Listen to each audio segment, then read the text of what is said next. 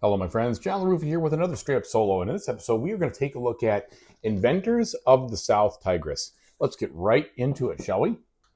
Okay, folks, and as usual, please like and subscribe to my YouTube channel if you haven't done so already. If you have, I really do appreciate that support. Thank you very, very much. There is a ton of stuff going on in this game. There's just no doubt about it. And you could see it at a glance like, holy cow, that is so much. There's so much there. And that, I think, is the prevailing feel that I have from this game. There is just so much that you can do, so much to track, so much to understand, so much to look at, so much.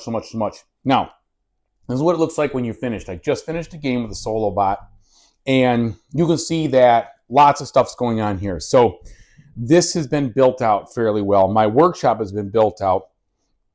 The ships have gone down and captured a lot of the workshop tiles. The minarets have the influence. There's a lot already placed on the board. So it doesn't all start it this way, but this is kind of how it'll end up. So I think the best thing for me to do is explain the concept of this game and then tell you about what you're doing. I'm going to do a teach video on it for sure because it was very hard to learn, but that's because there's so much going on. Now, I think this is probably one of the better rule books that they've done. However, I'll say this. They put the concepts in the front, which I understand why they did that. But it's really hard to know what in the heck does that even mean until you read the game overview. I kind of feel like if you were ever going to do this, or if you're going to read this rulebook for the first time, after you've read the setup, start on page 12. Just read page 12 for a minute, and then read the headings of all the work things that you can do. And just glance at the pictures, okay? And then once you've glanced at the pictures and read the headings, then go back and look at these concepts, because these concepts by themselves at the beginning meant nothing to me. I had no idea why that was important. Without the board set up, it was really tough for me to even understand what I was looking at. Not that these are bad. It was just hard. So my recommendation, actually, if you're going to learn this game, set the whole thing up and then do that, what I just said. Go through, read the overview, look at the pictures, look briefly at the examples, then start reading the concepts and read the whole thing. I think it's going to help a lot.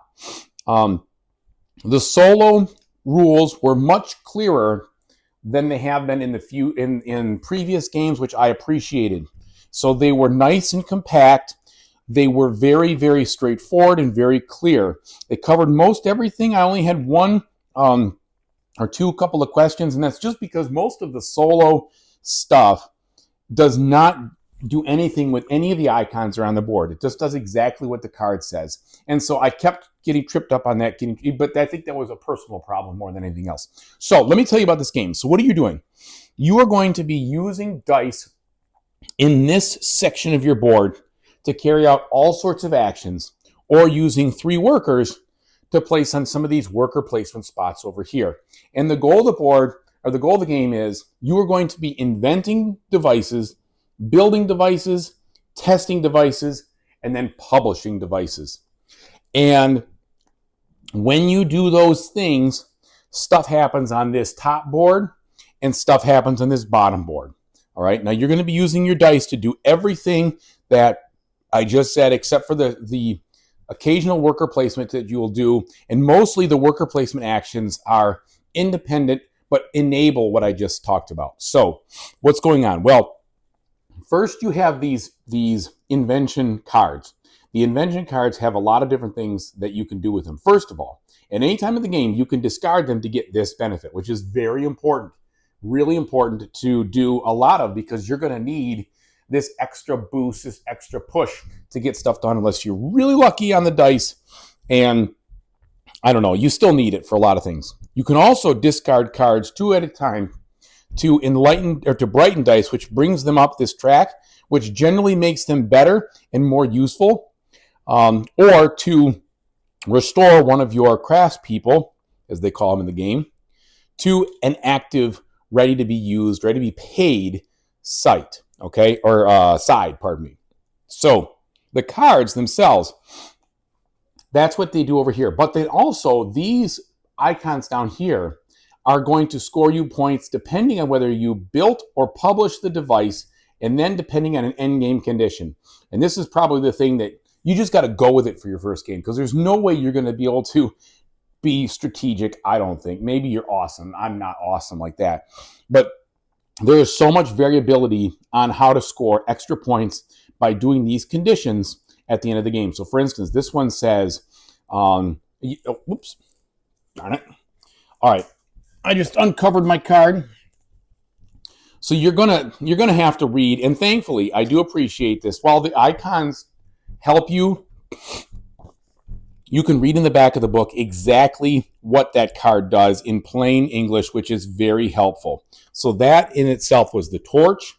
So you can go to the torch, and the torch tells you each pair of workshop tile, each pair of one workshop tile, one research tile. So what that means is for each pair of these tiles and research tiles that you are qualifying for, if you have 3 pairs, you'll score 2 points at the end of the game. If you have 6 pairs, you'll score 4 because you're always scoring 2 or 4 if you have influenced the card in either by building it or by publishing it, okay?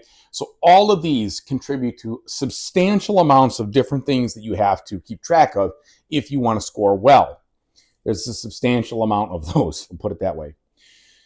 All right, the second thing you have to keep track of is the costs for everything. So at the beginning, these tiles themselves, these are like the base invention tiles over here, all right? And they make up half of your device. Automated, such and such. So for instance, automated torch, all right? What's going on here?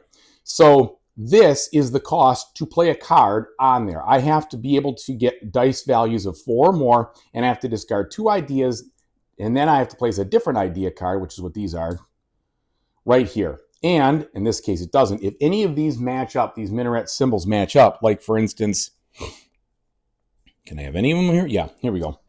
So this one matches up on the bottom, blue. If you do that, you immediately put an influence on the blue minaret for both currency during the game and endgame scoring. So this card will tell you what the requirements are to actually invent the card. And then what you do is you take one of your invention tiles and you put the thing over here because that's going to change the reward later when you go to build the tile or someone else goes to build the tile. But when you invent it, you immediately will get this royalty bump, and you'll bump up on the royalty track, which will give you endgame points at the end, might help you promote your workers throughout the game, and it will let you do things from an income standpoint during the 4 rounds because at the beginning of each, not the first round, but second, third, and fourth, this game is played in 4 rounds when you're playing a solo game. So there's a lot going on here. Plus, there's other icons, which I'll explain in just a minute. So that's what these tiles do, and that makes up the first part of the invention. Now, how do I execute that? Well, I have to take dice from either the, I can't remember the names for these things, but this section, or this section, there's 3 of them, okay? There's the available, determined, and enlightened, I think it's what it is. I could be a little bit wrong by that, but these 3 sections are the ones that you can use. All this down here, these are inactive dice. They're not ready to be used yet. You have to brighten them up to get over here. And you actually roll them when you cross this spot.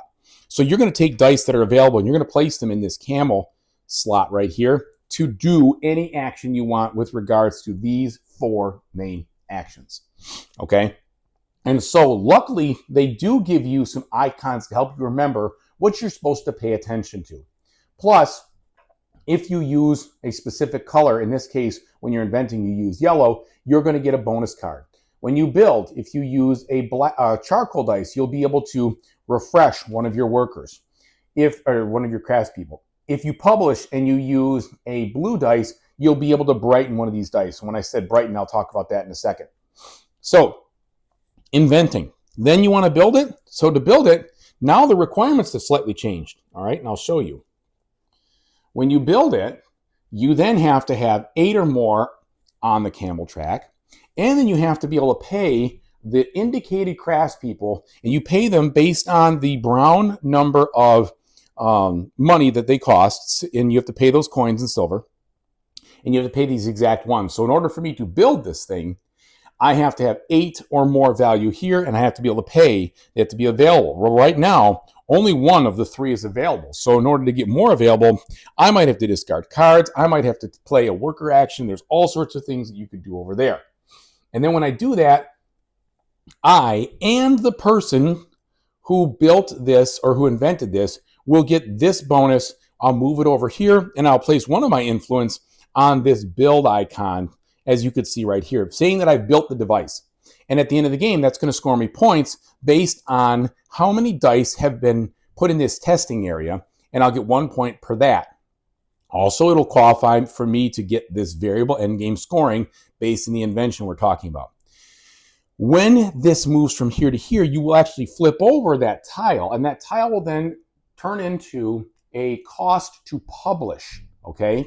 So now in order to have this device published, I have to pay the inventor a coin. If it's me, I don't pay it. I have to use my scribe, and then I have to use and pay one of my other craftsmen to publish this device. I would then put an influence down on this bottom area and slide it to this area. For publishing, it would then change I would get 1 point for every die that's in the testing area. For whoever built it, now if it's been published, they get 3 points for building it. If you build and publish, you get 1 point plus 1 for each die. Lots of stuff to try to figure out. Like, holy cow, so much to wrap your brain around. However, it's funny because by the time you get to the end of the game, most of the scoring things are very straightforward once you've learned this. So it's actually not that tough of a game to score, comparatively speaking to other games, but boy, is there a lot to grasp. So that's how you publish. You can move things from here to here. Now, the last thing I'll tell you about is that you will test these devices. And in order to test, you take a colored dice that's in your ready area over here, and you will put it on any of the test locations that are open, and then you will move your boat. So I'm just going to use this. So if I put a blue die here, I would score an influence. I would move my boat 1 space. If I put an orange or a yellow, whatever it looks like to you, then I would go ahead and move it 3 spaces, but I wouldn't get an influence, and etc. When you do the testing, the real reason you're going to be doing that is you're jacking up points on devices that you participated in, which is good. And also you're moving your boat down this track. And as you move your boat down the track, you skip empty spaces. These are spaces that are empty. And you go to other places that have these workshop tiles.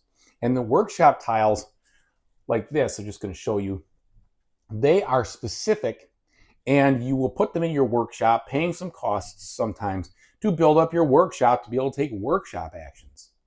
Now, what are workshop actions? Well, that's another space you can go where you place available dice over here, and depending on the conditions that you meet, it would be the total sum. And if, like for instance, if I had, let's say 7, and at least one of those dice were blue, I'd activate this condition and this condition. But if I get all the way to 11, then I'd activate everything over here. And you get the bonuses and you activate it in any order you want. And there's all sorts of things to figure out as far as what do these things do in the workshop. All right, so basically, those are the 4 main actions. Then you have some minor or other actions you can do. Like I said, placing workers. When you place workers, you're basically going to be spending influence that you're accumulating in these minarets to either do research tiles, which I'll tell you about in just a second, or specific individual ways to gain colored dice into your study, and you'll be swapping out these white dice for colored versions, and then you will have those to be able to use. And the colored versions obviously give you bonuses for those actions or are essential for testing things, okay? And that's a main way you get them from going to those spaces with your workers. And each of the spaces has a variable cost. For instance, this one I could pay 2 influence from the blue spot and a coin. Here I pay 1 influence and a coin, so it's cheaper. And this one is covered by the dummy player, so I can't even use that. There are also other worker spaces over here that will help you either rent a camel, giving you extra, like 1 extra space to be able to put an action in, and that's a one-time use during a round.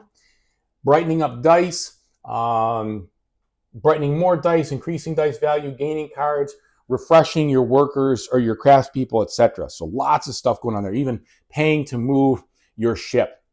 Now let's talk about research. When you do a research action, which you usually activate from taking one of these 3 actions here, you will look at your boat and you will look to see any area that is empty.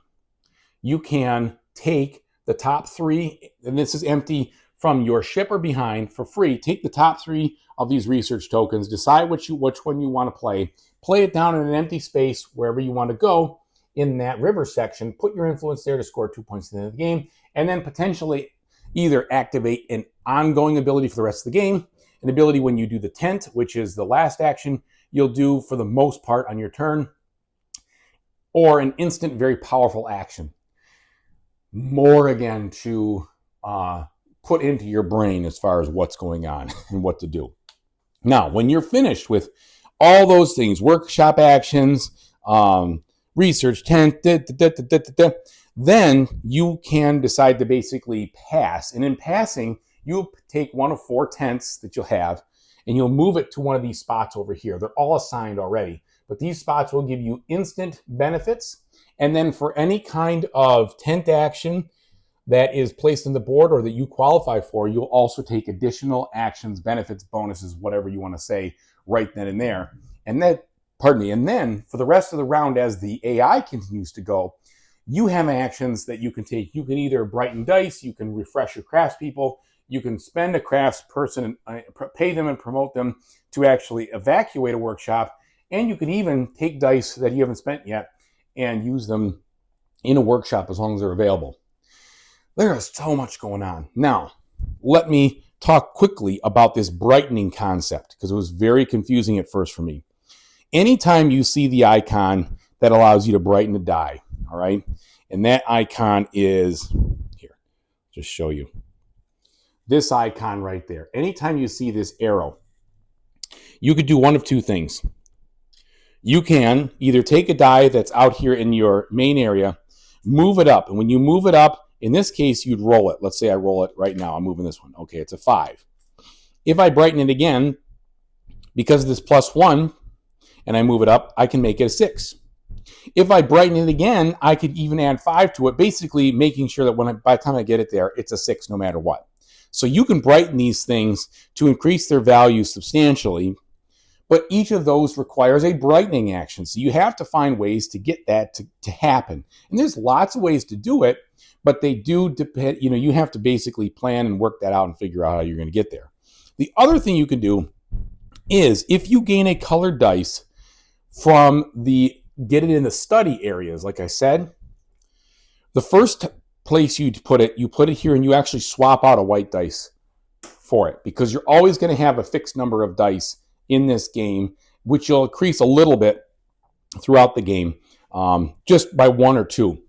But then you can continue to keep it in this area to score benefits here and not be able to use it. So if it's in the study, you can't use it yet. When you brighten it next time, you could brighten it up here and get a card.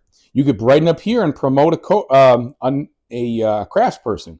But eventually you're going to want to brighten it and go to the side so you can actually use the thing. And if these are blocked and I was to gain another yellow, I wouldn't be able to do that. I would have to discard a white and gain it someplace else, okay, over here. I wouldn't be able to put it in the study. It would have to come out. And so there's a lot of dice manipulation in this game that you have to deal with as well.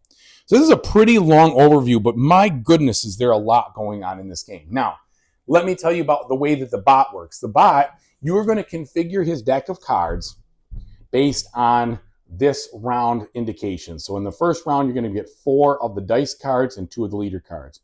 And then 5 and 2, 5 and 3, 6 and 3, etc. At the beginning of every round, you are going to give him 3 coins. And sometimes he's required to spend coins, like you can see here. In order for him to build or publish, he needs to spend coins. These cards are basically laid out this way. He has a primary action he wants to do. Can you see? There we go. He has a primary action he wants to do. If he cannot fulfill this action for any reason, he will always be able to do this bottom action, or this secondary action. And if this is the last card he draws, he will pass putting out his tent and assigning the dummy tent if it hasn't already been assigned. If this is the second to last card that he draws and he takes this middle action, he will go right into tenting instead of taking this middle action. I believe that's what he's going to do. Unless he does this and then tents. I got to look it up. Don't quote me on that. I know I knew it when I was playing. Now I'm second guessing myself. But it basically puts him into a tent mode right away where he's going to do that. And then I think he just immediately, yeah, if this is the second last one, he's going to immediately, he's not going to do this. He's going to draw the next card, and he's going to tent accordingly. Now, these cards are basically broken into two areas. The one type of card is the dice card right here, where he'll do something based on like a thematic you placing your dice action. And then the other one is the worker action. And if he can, he will spend these influence in order to take this action right here. And you have to kind of find out, well, where is that? Well, that's someplace, it's going to be someplace over here in the card, all right? And he's going to go, you're going to look at this for the priority of where he's going to go. So in this case, you have to read the rules to specifically understand or get an idea where is he actually placing this stuff, because it's just a little bit interesting, I should say. Silly, I don't know what you want to call it. For instance, all right, so this one, he's going to spend 3 influence, okay? And he is going to then take a research action. But nowhere on the board does it say research action. What this refers to are this space, or this space. Unfortunately, the icons don't exactly match up. These don't have the slash in them. What it's showing is, it's showing these units get spent to do this. It's a little bit confusing, and that's the tough part. Come on, camera. That's the tough part for me, or when I was learning this. It's like, okay, wait a minute, what? These 3 need to be spent to do that? Okay, I get it, but on here, it's these 3 need to be spent with they like slash them. I don't know why they didn't just unify that. Anyway, where is he going to put his guy? Well, he wants to put it in the center section first. If this is available, he's going to put it here. Second, he would put it on the top. Third, he put it on the bottom. He doesn't interact with the tiles that are on there, and he never takes these actions ever. So it's a little bit confusing once you first look at what are you trying to do. These are specific to, he wants to go to the charcoal area, and he wants to take this spot if he can, all right? Actually, no, I'm sorry about that, my mistake. He wants to go either middle, left, or right. And so he'll, again, they say that in the rules really well on what he wants to do, but this is just a little confusing. They could have maybe laid it out a little different, but you know what? I'm not complaining too much. It just is the way it is. The rest of it, here's the deal. It is extremely straightforward when you're playing the game. You do this, you do that, but you don't pay a lot of the things. You don't pay anything. In fact, you only pay what is shown in here. You only pay what's shown in here. So it doesn't matter what the costs are, what the dice are, what anything is. When he takes that action, he just does it. He places an influence. He moves it over. So there's a little bit of stuff that you have to like kind of know about where he's going to place one of these on there. But for the most part, it's not nearly as convoluted as the other 2 Scholar and Wayfarer games of the South Tigris. It's more straightforward. But it's still, there's just so much going on here that, there's a lot to deal with. And finally, then there's this dummy player. And the dummy player is used either in the 2-player or in the 1-player. And all this dummy player does is at the beginning of every round, it is going to block spaces. It's going to move up a ship, and it's going to put influence into these towers in order for you to have some competition, some additional competition, because the ship is a tiebreaker for every single tie. The further you are in front, you'll break a tie.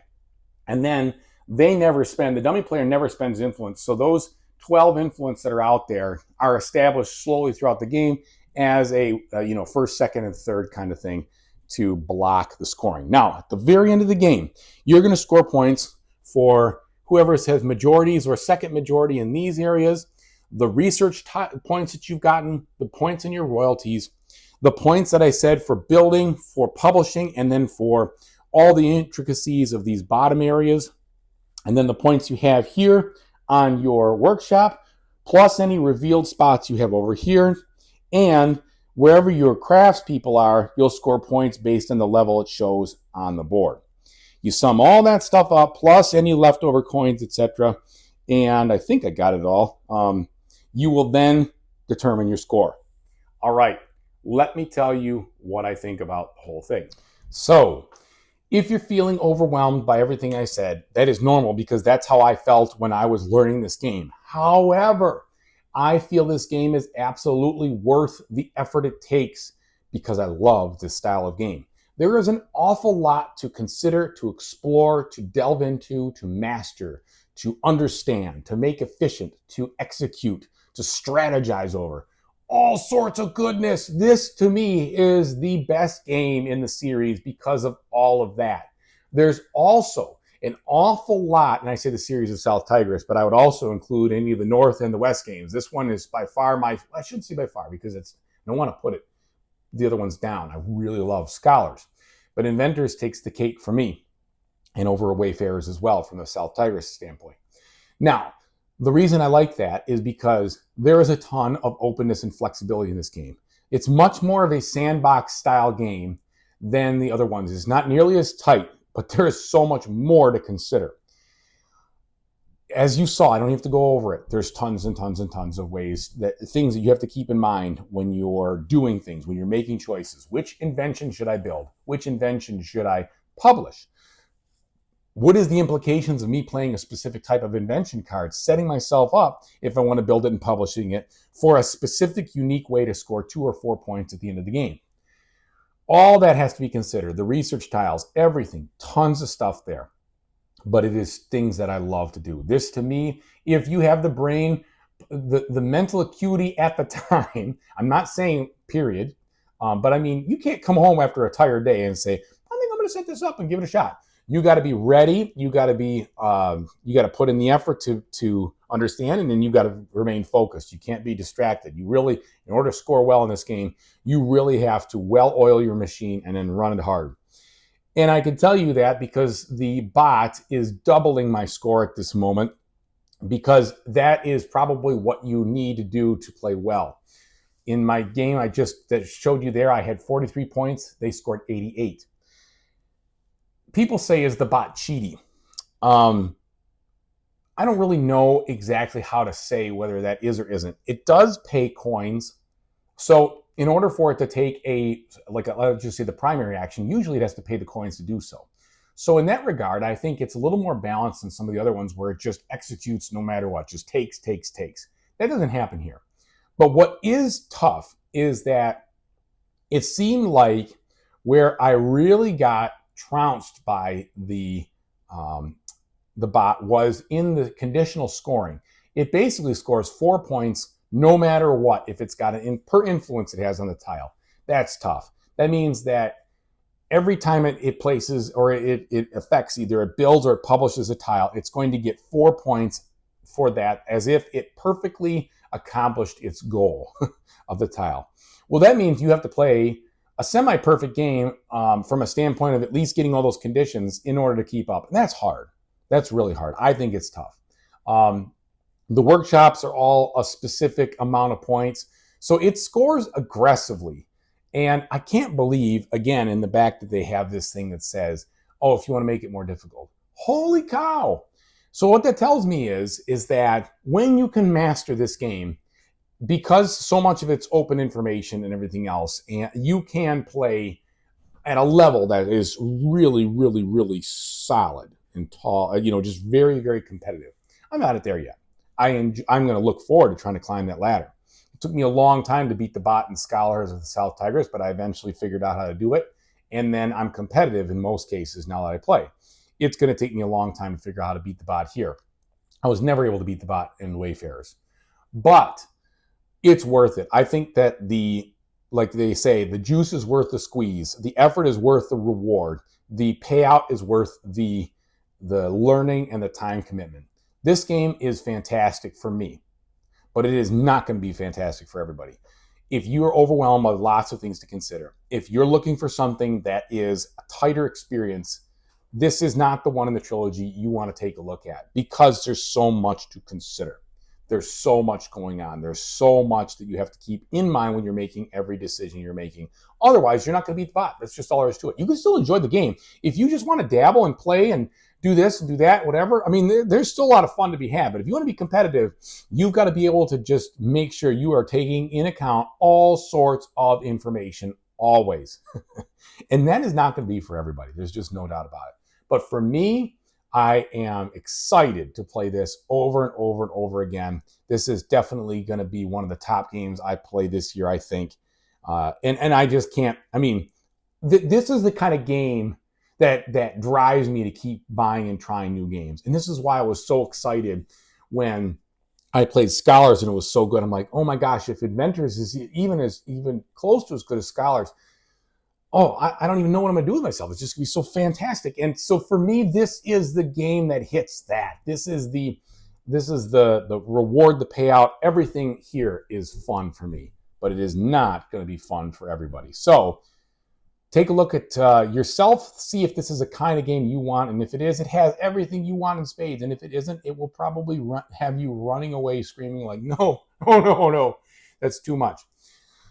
But for me, I'm down for it. So thanks so much for watching, everybody. I really, really appreciate it. And whatever you do in the future, I really hope you have a fantastic time doing. Take it easy.